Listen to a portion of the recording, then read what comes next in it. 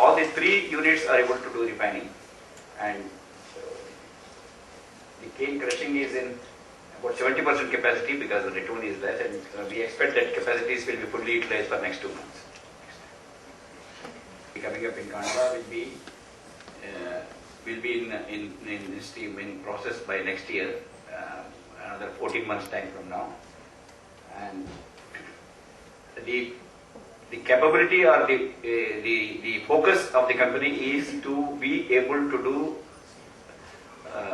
sugar production throughout the year, inland as well as in the port. Throughout the year, inland means when there is a shortage of sugar, we'll be able to get the raw sugar, and we have converted our boilers to do the core feeding. We will do the steam generation, and therefore we are able to do the refining throughout the year. The capacities which are there in the company are 850 tons at Simboli, about 650 tons at Chilvaria, and about 600 tons at Midnapur. We are present in all the segments of alcohol and power, and then the last but one point here is the technology edge. We are able to make our in-house refining capability, the technology which is developed. We are doing a vertical in the company which is services vertical. We are able to run the sugar mills in Mali, Philippines and other overseas also because of this capability. The refinery that is going to come up will be totally in-house technology. These are our products. We use entire bandwidth of sugarcane.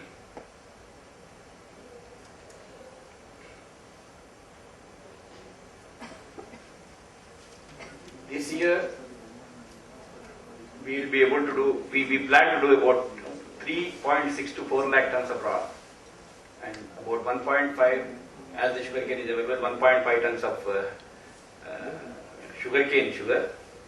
And we have very serious cane development program for increasing yields of sugarcane. We are glad to inform you that we have been able to identify high yielding, high sugar varieties in our cane development program, and which is being now multiplied.